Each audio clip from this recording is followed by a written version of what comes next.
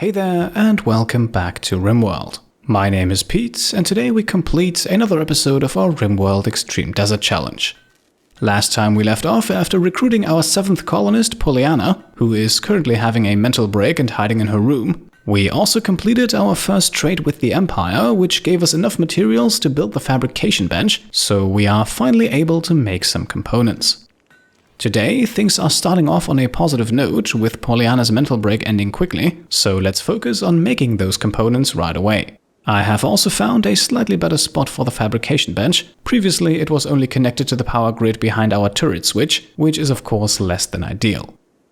And thanks to a crafting skill of 9, Edmo is actually capable of starting the component production right away. This will cost us 12 steel per component, but at the moment we have enough to afford that, and we can of course also always go deep drilling. Now, to prepare for another quest today, we are also slightly increasing our prison. This will allow us to potentially create 2 or 3 small prison cells, and with what we have planned today, those might come in handy.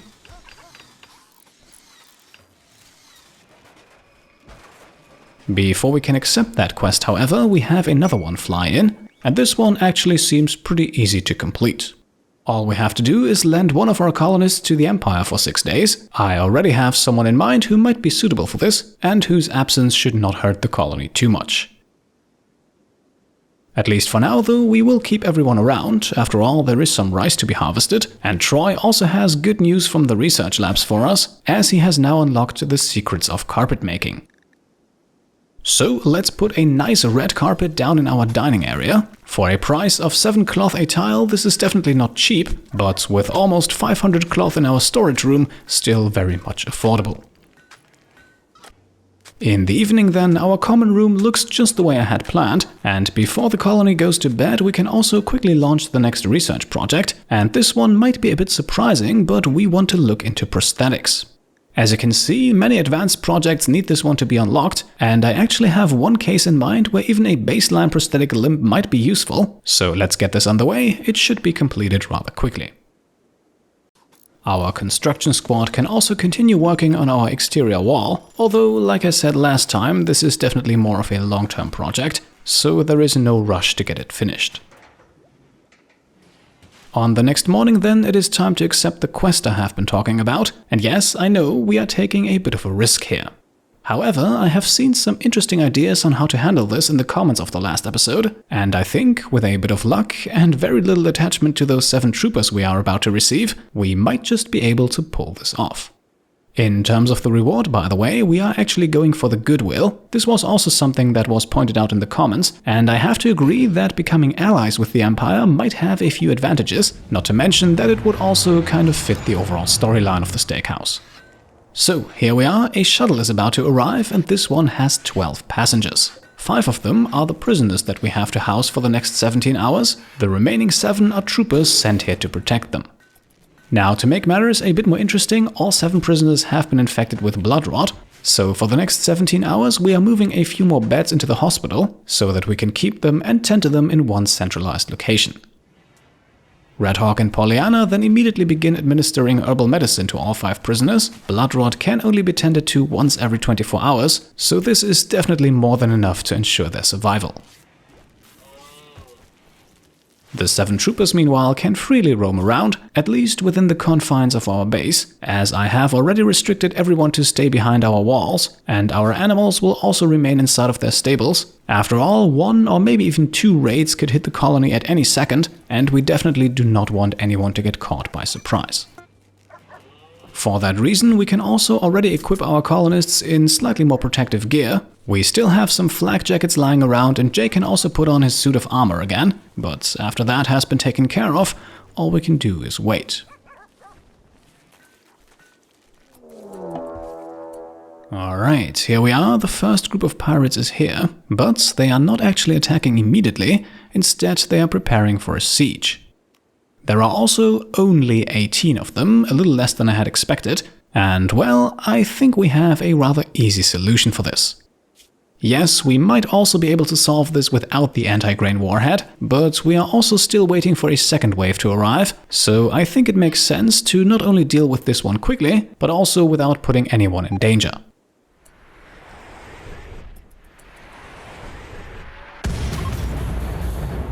So there we are, that is attack number 1 taken care of. A few stragglers are allowed to escape, and one of our prisoners actually also suffered a mental break, but he's just wandering around in confusion, and we can safely let that happen.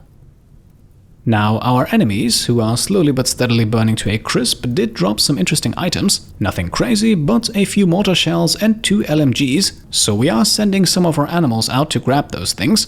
Everything else will stay out here until the second wave has passed, which again could arrive at any moment. And indeed, here we go, just 4 hours after the first attack, the second group is here. This time they are arriving in drop pods on 2 separate sides of the map, and once again they are not attacking immediately, which might give us a chance to do some damage.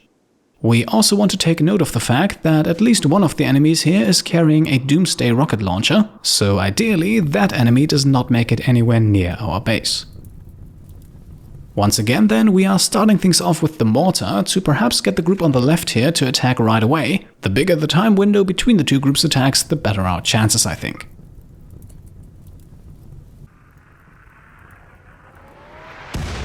The first shot goes wide though, so we are now sending out the troopers. Again, I have no issue with losing all of these guys. The main objective here is to clear out this first group as quickly as possible. Unfortunately, that also includes watching one of the enemies launch their triple rocket launcher, which does a good amount of damage, but luckily does not kill anyone just yet. 2 of the troopers are down already though, but again, we can't afford to be squeamish here. If we lose them all, then so be it. After all, they knew what they signed up for. And as expected, it doesn't take long until we record our first death. As you can see, our colonists have also already manned the defenses, and we have done a good amount of damage so far, so let's retreat a bit, at least with those troopers who can still move. Just in that moment, enemy group number 2 is now launching their attack, but they have also taken a bit of damage already. Alistair has been firing the mortar continuously. The attack of group number 1 then also kind of solves itself, as they decide to capture some of the fallen troopers and escape, and honestly we will let them do that. Once again, I would argue that the troopers knew the risk going in. Another blast from a triple rocket launcher then downs 2 more of our allies, but it looks like the 17 hours are already over, as we are informed that the prisoner transport shuttle has just arrived. Another rocket volley then brings the number of still standing troopers down to 1. Our enemies are also kidnapping troopers left and right, still they are eventually approaching our kill box. And that might be problematic because enemy number 2 here is still carrying that doomsday rocket launcher. Luckily though, it looks like she's targeting our turrets. Interestingly enough, however, we only lose 2 of our turrets, and can now focus our fire on the remaining enemies, who are making a, well, less than determined approach. They are definitely not using their numbers to their advantage, and so we quickly gain the upper hand.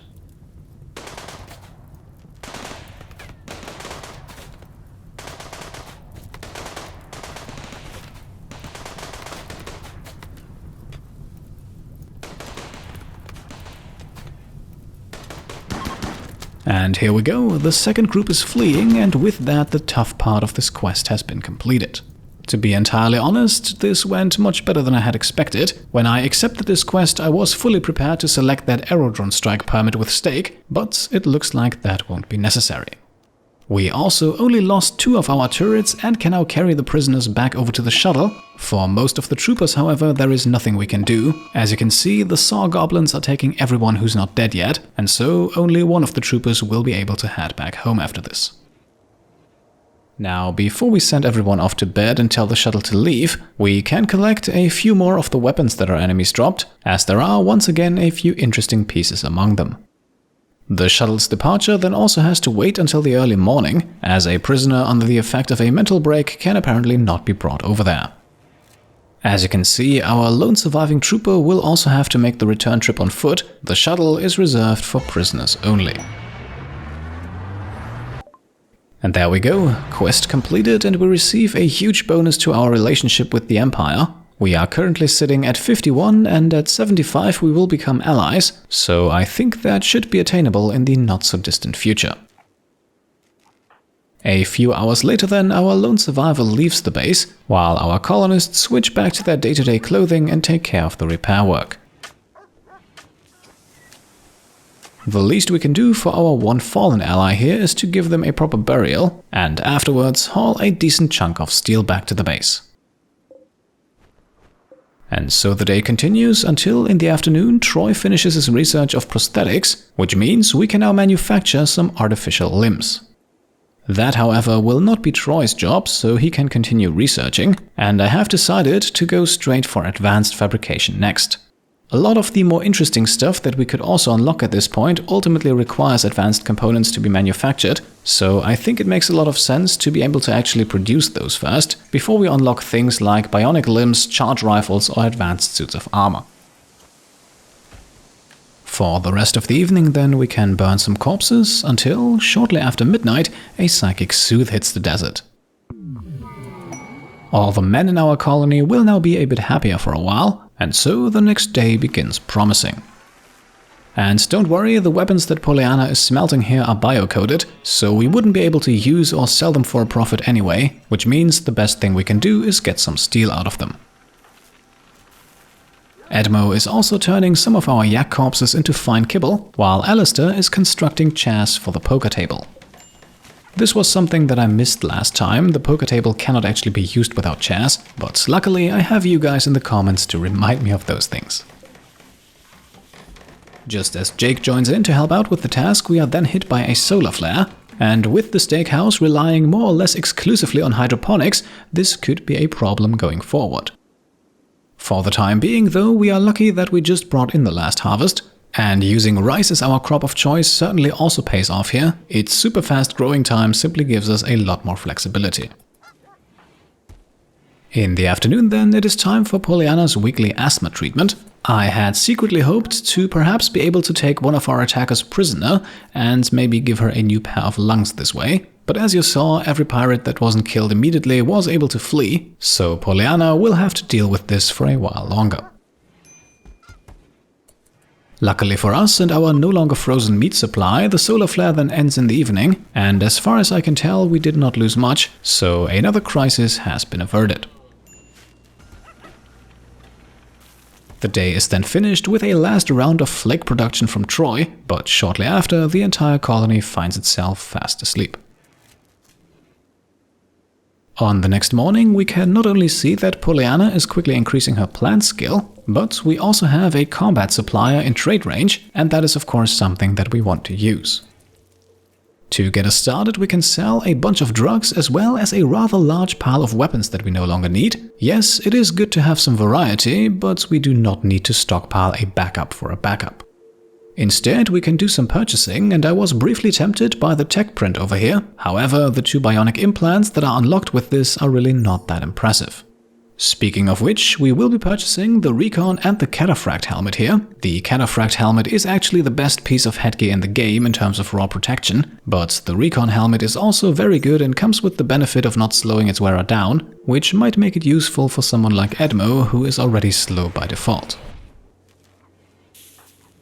Purchasing these two also reminded me that it's probably not a good idea to have Jake keep on his marine armor helmet at all times. That will only cause it to slowly but steadily deteriorate, so instead we are now making him a nice new cowboy hat, which he can use as long as he stays out of combat.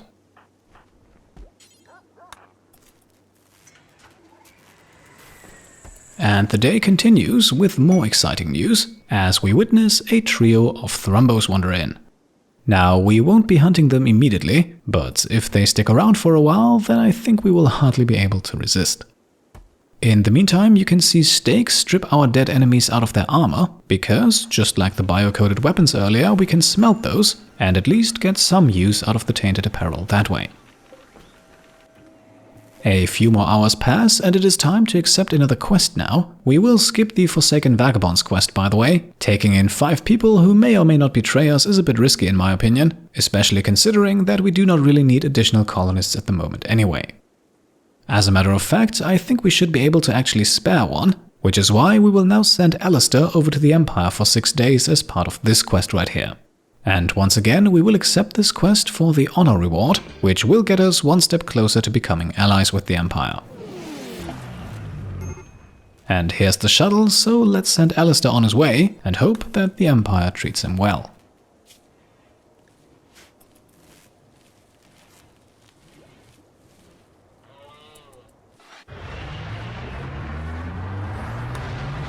As you can see, the faction relation bonus is actually applied right here and now, so even if things go bad, which I don't actually think they can, the reward is at least ours already. More good news then a few moments later, as Donkey Froome has once again given birth, so we now have a Labrador puppy as well as a donkey foal in our stables, both of which we do of course plan to sell down the line. The night then passes by without any major interruptions, and we rejoin the colony on the next morning, and we can see that the Thrumbos are still here, so let's go hunting. We are benefiting from the fact here that over the course of the night the animals have actually separated a bit from each other, which I think makes it a bit more likely to avoid all of them turning manhunter at once. As you can see, with Thrumbo number 1 at least, our approach works very nicely. The animal falls just a few moments after the initial attack, Jake can now deal the killing blow, and our animals can carry the corpse back into the base. And Thrumbo number 2 is more or less isolated at this point. The third animal is actually already at the far side of the map, and I doubt we'll be able to reach it before it leaves. This one, however, is no issue at all, even though it takes a bit of kiting.